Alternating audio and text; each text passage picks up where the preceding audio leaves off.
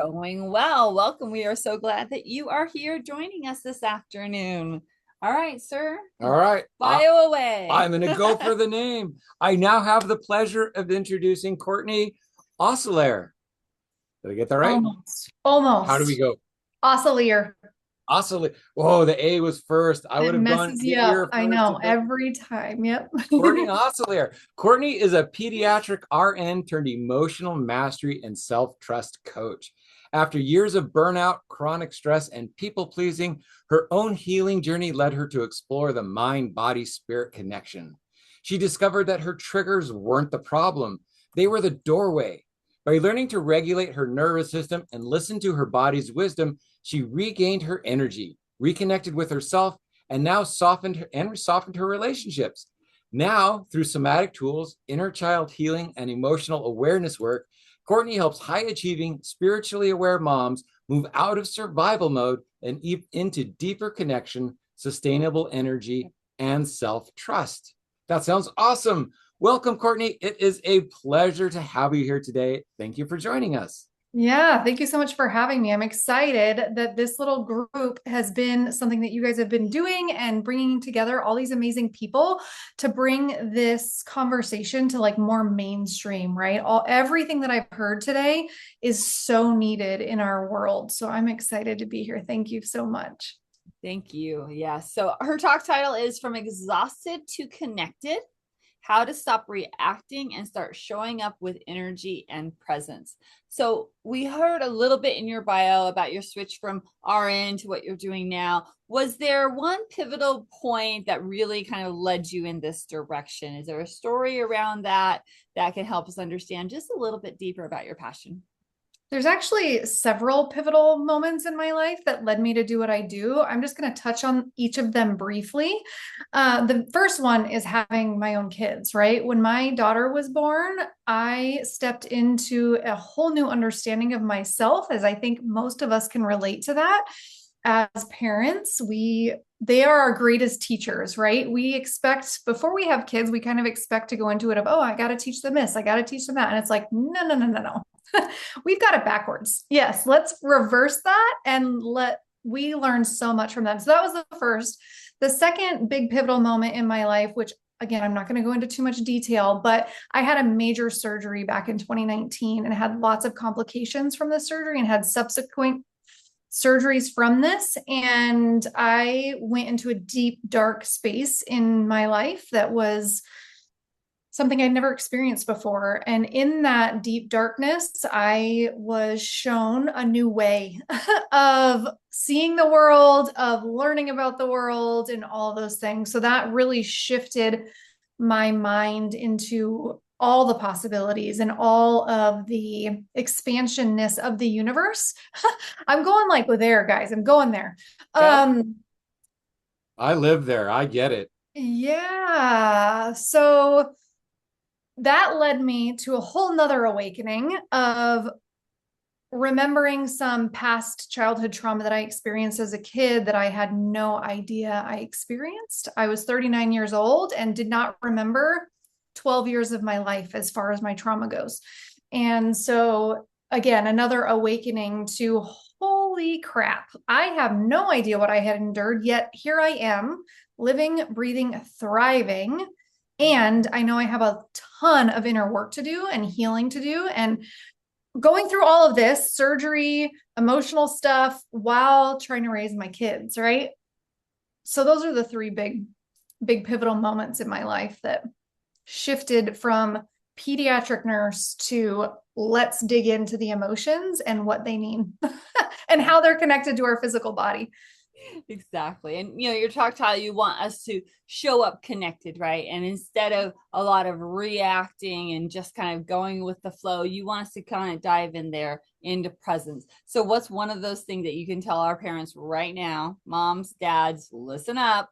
What can they do to kind of shift that narrative instead of just reacting? Yeah, the number one thing is when you catch yourself reacting, you're having a trigger, you have that knee-jerk reaction. That's not a problem. It's not a mistake. You're not a bad person. It's not something to be ashamed of or to feel guilty about. It's actually an invitation to look at what's going on internally so that you can learn and grow and start to respond rather than react. Yeah. And so from doing this, it's like that is so easy to say. That you know, a little sentence right there. Yeah, you just have to notice this. Just be aware. You just have that can take a tremendous amount of effort. That can be a year or two to be able to, and it starts small. It's like, oh, hey, I'm mad.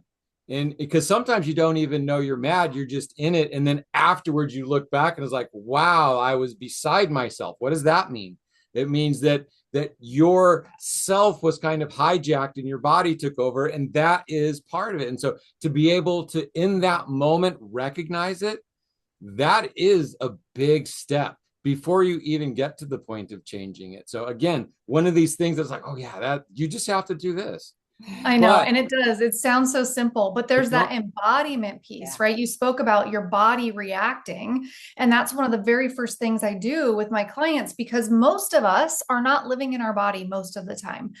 Most of us on the planet aren't even aware how our body's feeling at any given moment in time, and being able to connect the emotion to that body experience, right? So that's one of the very first things we do is, okay, I see this emotion is coming up. Where do you feel that in your body? Because when you look at, and I want to bring up my trigger reflection journal. It's a free gift. I know you're going to ask me about it later, but this is pivotal in this because it allows you to reflect on this trigger, this reaction that you had, and be able to connect that to where you're feeling it in your body, to then be able to say, okay, this is the emotion, or this is how I was feeling, or this is what was happening, because we recognize what's going on here in our bodies way before it ever comes to our mind at conscious level. Right? So when we can recognize that body sensation in any moment, then we can say, oh, this is a trigger. I remember this. I've done this before. And I can pause and take a moment and say, okay, this is just me being triggered. Okay, this is my nervous system doing its job. There's nothing going wrong here. There was somebody talking earlier about like, it's not that your child that's doing anything wrong, right? It's you reacting. It's your inner child, your shadows, your conditioning that's reacting to that. So the body piece is huge, Herb. Like it's my favorite part if you can't tell.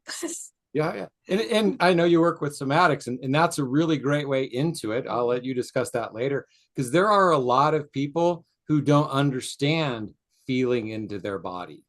There's a whole generation, Gen X. It's like we were taught that didn't matter. And so just keep moving. You just keep moving. It's like you got an owie, rub some dirt on it, keep going. It doesn't matter. So we lost touch with our body, and we got in touch with this is right, this is wrong. It's all head stuff. I talked for years how I couldn't get out of my head. And then I hurt my head, and it took psychedelics to bring me around. There's a cost to that as well for that speed. But I didn't understand, which is really weird because I'm always feeling my body because I heard it. And so it's like I was always feeling my body. What do you mean feel this? And then it's like, well, what color is it? And it's like, what color is it? What do you mean what color is it? So that whole realm of what do you mean, it just did not make sense to me. And still years into it, there's times where it's still not very real, but it's also the most realist aspect to all of it.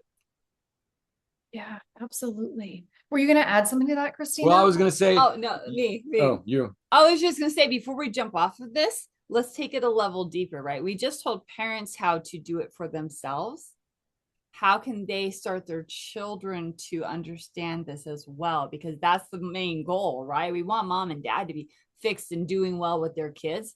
But what if our kids knew this before they had to experience it later? So my take on that is our kids already know this. It's innate. And we are conditioned out of that, like you mentioned, Herb, right? So if you can get the parents on board for doing it for themselves, it's crazy easy to help their kids be able to do this. And I know that because I do that with my clients and with my kids, right? They innately do this already, but we push them. What's that? Irritatingly so. Irritatingly so, yes, like, because they're so like, I've been trying this for years and you just did it the first time. It's like, And it can also be irritating from the standpoint of if you have a child who's a little bit more sensitive and they I think you're feel being triggered, literally. Dad. You should breathe. I love that so much. I have a daughter who's insanely sensitive and hyper aware of everything going on with her. So every 5 seconds, it feels like she's bringing attention to us of like what's going on. And it's like, okay, are you trying to tell us because you need something? Are you trying just because you're trying to figure it out? Like what's really going on here? You know? Yeah, it can be irritating for sure. It can be But very beautiful. It's not a problem irritating. It's more like, no, whoa. yes. Yes. It's a heart opening irritating Yeah. actually. Yeah. It's Yeah. like, wow, I want to smack you. I'm triggered, but it's like, you're right. Exactly. Oh my gosh. Yes. So, well, Yeah. okay, so around that part, so parents are noticing and they're understanding what's going on with them. They're trying to stop the reaction, and maybe they've already had the reaction, and the kid is already kind of like, whoa, mom and dad are upset today or whatever.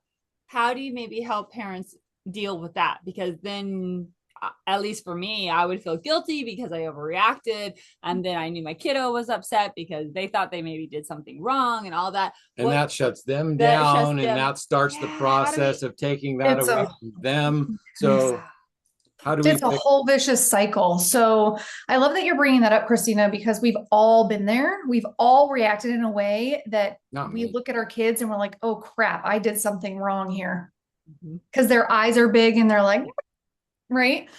Um, and number one, I mentioned it earlier, is when you do feel guilty, when you do feel shame, there's a component of forgiveness there. Learning how to forgive yourself, recognizing that number one, you're human. And this is your nervous system doing its job, actually. And I'm going to go into that a little bit because I think this is really important for people to understand. When we are reacting these ways, it is our body doing its job to keep us safe. So it is stemmed from past experiences that maybe you haven't felt safe before, right? Whether that's a true unsafety or whether it was just your child brain and nervous system interpreting something that wasn't safe, right? Like I'm going to give you an example. So, your kid gets scared by a dog that's barking. This is just random.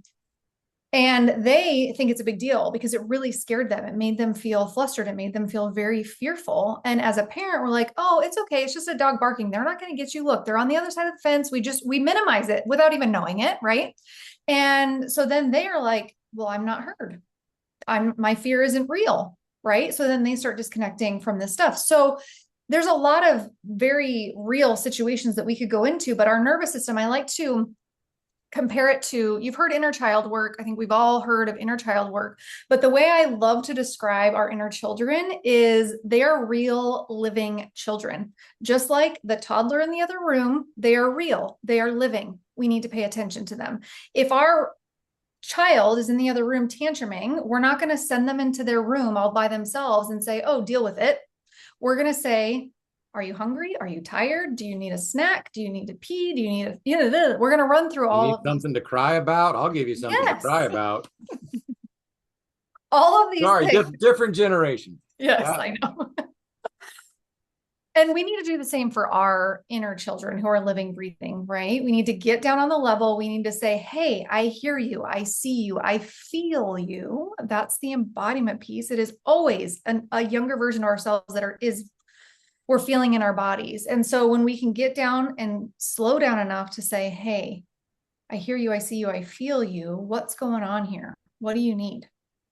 What can I do for you? I'm now 40-year-old mom here, and I am here to take care of you. You don't have to take care of me anymore, right? It's that reparenting piece. So your question of how in the moment can parents recognize it, it's not going to happen in the moment right away. Like you said earlier, it's going to take some time and some practice. The most important part is recognizing that. And as soon as you recognize that you feel guilty, that you reacted, take a minute and pause. Pause.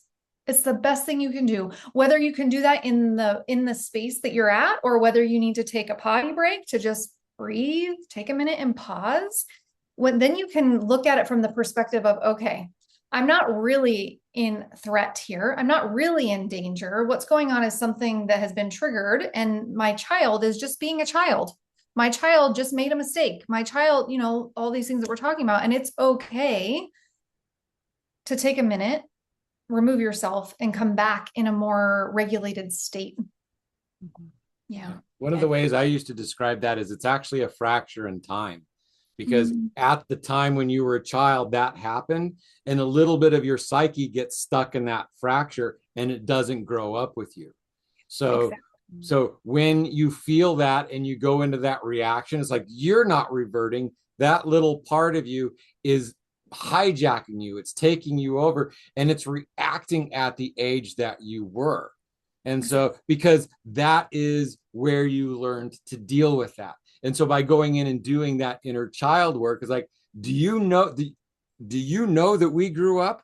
Exactly. Do you know that I'm like now 35 and I've learned how to deal with that, and we don't have to react in this manner anymore? Exactly. Something that you just said, really, I wanted to point out, because you said we were stuck in time. We aren't reacting that way. Our child that was stuck in that time reacted that way. And that can give space for forgiveness for ourselves, right? Of this isn't really my current me reacting. This is an older version of me that I need to tend to and take care of.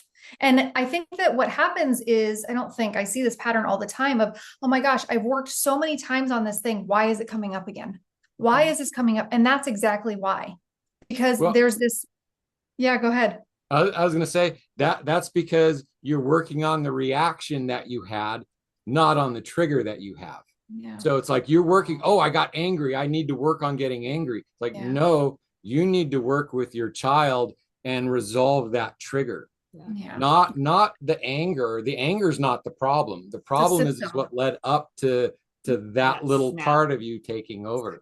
And I'm going to talk about, now I'm going to let you bring in somatics, because I'm going to say, how does somatics help with that? First, define that, because some people might not know the term. And then again, how valuable is it to teach your children about somatics once you start to learn about it? Oh my gosh. Yeah. So somatics, if you haven't heard of this word, soma means body. So it's really about the body experience, your body sensations. And I'm totally getting distracted by the dog, guys. Sorry. We're trying to bring her down. No, it's okay. I'm not upset about it. I'm just saying I'm losing my words because I'm like, puppy. I love it. So it's about the body. It's about paying attention to the body. And like I mentioned earlier, we often recognize the body sensations before we can even conceptualize what's going on in our body, right?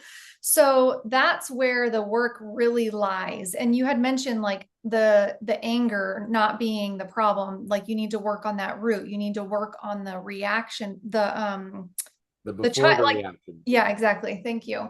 And this is where the body comes in, because that little child that's stuck in you, it's living somewhere in your body, and it comes up every time you get triggered. It's going to be that same exact reaction. So if you have a tendency when you get angry and you're reacting in anger, you have the same body sensation. So maybe it's a flushed face, maybe it's a racing heart, maybe it's a tight belly, like whatever it is for you, everybody's different. Then you get to recognize, oh my gosh, I feel this before you can even say I'm angry, really. And then you can pause before you get angry. I know I'm making it there's so many old sayings like, oh, a little hot under the collar. It's like, so it's like, you can feel it. It's something that builds up sometimes the trigger is really sensitive and it's like just one little thing, but often it takes you a while to get there. And it's like, if you can recognize the buildup of that is like, ooh, I'm feeling hot. I was like, oh, this pain in my shoulder, how every time that happens, it starts to hurt. And then I lose it because of the pain. And it's like, but that's not really what's happening now. In the moment. Exactly. And I love what you said, that sometimes it's really fast, right? We don't recognize it. And that's the practice, because the more you practice this, the easier it is for you to recognize in the moment. If you're catching yourself not noticing it until after you've reacted, there's no shame, there's no judgment in that. We all do that. Everybody does. I still do that. Like even in all this practice that I've had, right? It's a matter of giving yourself that grace, forgiving yourself for being human, because it is your body doing its job. There's nothing going wrong here. Knowing that anger is not a bad thing. Anger is actually very informative as long as we use it in the right way, right? And teaching our kids this to know that they can have the full spectrum of emotions and be accepted in that and heard in that and valued in that, huge. Like the impact of that. I literally like envision this almost every single day of a planet where our kids are being raised to have this emotional mastery and to be able to be present in the moment, know their bodies enough to not react in these ways and to be more responsive and responding rather than reacting. What would the world freaking look like? Like that gets me fired up and so excited.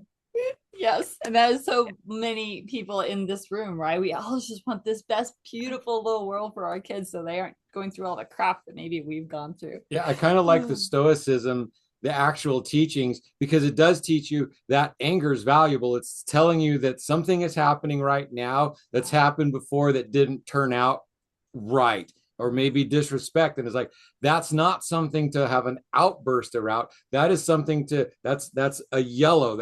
It's like, hold on, stop a second. Something's going on here that I have to pay closer attention to. Yes. Most people, when they hear stoicism, it's like, oh, you just shut your emotions down and you don't react. Totally different. It's using these signs and signals as a way to look at your environment and figure out what they're trying to tell you so you don't get hurt. It doesn't mean you're getting angry. It doesn't mean you get mad. That's a good question that I'm thinking of right now is, like, as a group collectively, can we think of a reason that you would be angry and that it would be very informative of you for you to express that anger? I mean, right? Think about that for a minute. If somebody's disrespecting you, like truly in the moment, or if somebody's putting your family's at risk. Yeah, danger, like real danger, right? Like we want to get angry about that. It's okay. We want to get angry about that. Yeah. I feel like I could talk about this forever, you guys. I'm like all like, I know, right? And I have to get to the second part of your way you want parents to show up. So we've talked about this presence, showing up with presence, but then also with more energy. We only have a couple minutes, but how do moms and dads, parents, grandmas, grandpas show up with more energy? That is the great energy for our kids and our family. Yeah, because some of those triggers, you see them, it's like, oh, and you just shut down and you feel exhausted. Sometimes when you're energetic and then you're exhausted, that's also a trigger. How do you then show up? Yeah. So in my world, the reason we are exhausted and don't have the energy is because we're leaking our energy. We're pouring into our kids, which is great. We need to pour into our kids, but we're doing it in a way that they are literally sucking us dry. And I'm not saying that as a bad thing, right? The people that we love, that we're around the most, they suck us dry. Unless we can learn how to contain our energy field so that we're not impacted in this way of feeling so drained because we're doing this, that, and the other, or because we're triggered, or because whatever. So it's about learning the emotional intelligence, learning this embodiment piece, learning the energy piece so that we aren't drained at the end of the day. You actually end your day feeling like really good. I'm not tired most nights, right? Like I'm like, oh, I guess it's time for bed.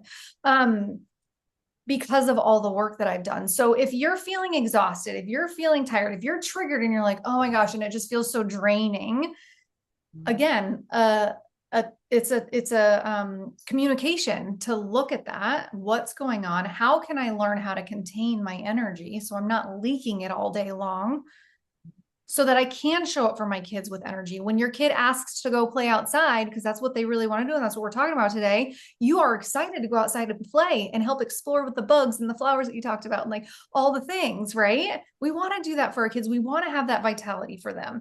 So that's, does that answer your question? Yes. And that is beautiful. It's completely, aligned with what we do here, right? We've been on camera since 10 o'clock this morning, almost 6 hours now. But at the same time, most of the time when we get off of here, we're totally stoked. We're totally jazzed because of the energy exchange that's happened, the beautiful messages and the wonderful information and all the different things, and seeing all the smiles and things. So yeah, totally controlling and understanding that energy back and forth. Mm-hmm. Yeah. Courtney, we are out of time. Can you tell us about your gifts, please? Because I know there's some people out there who could really use them. Yeah, I mentioned the Trigger Reflection Journal. That's the freebie. This is a journal that I created to help you be able to sit down and reflect on your triggers, like we talked about. It's not always easy to do it in the moment. And this walks you through the entire process of what am I feeling? What's happening? What's going on in my body?